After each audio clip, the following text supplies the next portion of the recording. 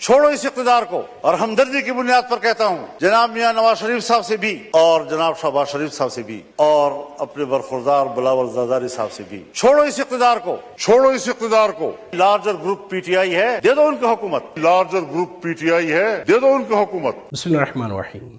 नाज़रीन, मौलाना फजल रहमान ने बड़ी असम्बली में बड़ा इतराफ़ कर लिया है।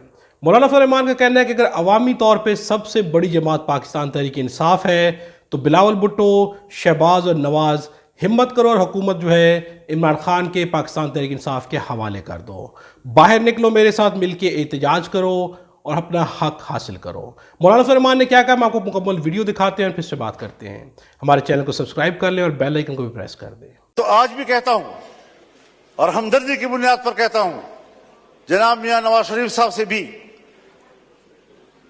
और जनाब शहबाज शरीफ साहब से भी और अपने बरखुरदार बिलावल ज़रदारी साहब से भी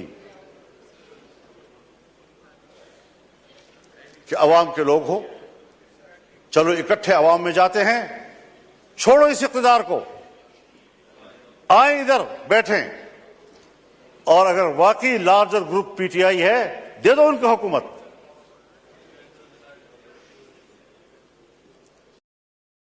शायद मेरी बात जरा अहमुकों वाली से लग रही होगी आप लोगों को कि क्या कह रहा है, कहां से बोल रहा है। आज भी वक्त है समझने की, लेकिन हम समझने के लिए तैयार नहीं है। हम नौकरी करने के लिए तैयार हैं। तो फिर जाहिर है कि हमने भी अज़म कर रखा है कि इस गुलामी के खिलाफ जंग लड़ेंगे, मैदान अमल में आकर जंग लड़ेंगे, पब्लिक में जाकर लड़ेंगे, आईन और कानून के दायरे में लड़ेंगे और मुल्क को इस गुलामी से निजात दिलाएंगे कि या तो हमारे ऊपर आलमी कुव्वतें हुकूमत कर रही हैं या फिर हमारी एस्टेब्लिशमेंट हमारे ऊपर हुकूमतें कर रही है। ये निज़ाम हमें कबूल नहीं है और हमारी पोजीशन इस हवाले से बिल्कुल वाज़ेह है। इसलिए हमारा पैगाम हर सतह पर चला जाना चाहिए।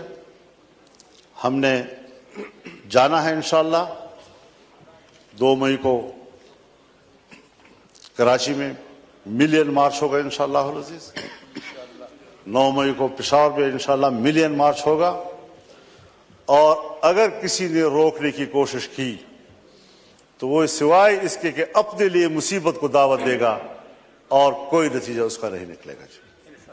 वो आवाम के इस सैलाब का रास्ता नहीं रोक सकेंगे और इंशाअल्लाह अज़ीज़ ये जद्दोजहद जारी रहेगी और उम्मीद रखनी चाहिए कि इसमें आप भी हमारे साथ हों। नाज़रीन, मौलाना फजल रहमान ने असेंबली के फ्लोर पे खड़े होकर हक की बात की है।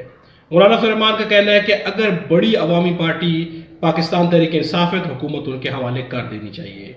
उन्होंने तीनों बड़े लोगों को, शहबाज शरीफ को, नवाज शरीफ को और बिलावल को पैगाम दिया है कि ये इक़्तिदार छोड़ दो और ये पैगाम वाज़ेह कर रहा है कि मौलाना फजल रहमान जैसा शख्स उन्हें कह रहा है कि इक़्तिदार आप लोगों का हक नहीं बनता क्योंकि आपने अवामी मैंडेट हासिल नहीं किया, आप इलेक्शन नहीं जीते हैं। ये एक बहुत बड़ी दलील है कि ये तीनों लोग जो है इलेक्शन नहीं जीते, इसलिए मौलाना फजल रहमान ने कहा कि इक़्तिदार छोड़ दो क्योंकि इस इक़्तिदार पे आप लोगों का हक नहीं है।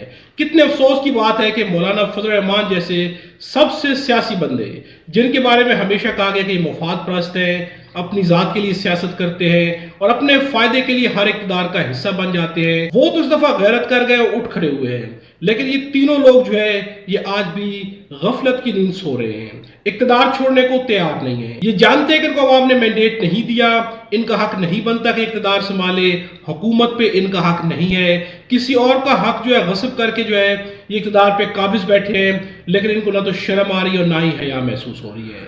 ये लोग किस तरह के लोग हैं, अवाम को इनके इसी रवैये से समझ आना चाहिए कि ये लोग जो है असल में अंदर से कितने बड़े हैं। अवामी मैंडेट पे डाका डाल के ये अपना हक समझ रहे हैं और आज भी असेंबली के अंदर पाकिस्तान तहरीक इंसाफ के लोगों को ये ललकार रहे होते हैं कि आप हैं कौन। इन्हें शर्म महसूस होनी चाहिए कि जब अवामी मैंडेट पाकिस्तान तहरीक इंसाफ को मिला है तो इन लोगों को अंदर से कम अज कम एहसास होना चाहिए कि उनके मैंडेट के ऊपर जो है ये लोग काबिज होकर बैठे हैं और किसी भी सूरत में ऐसा इक़्तिदार इन लोगों को नहीं लेना चाहिए।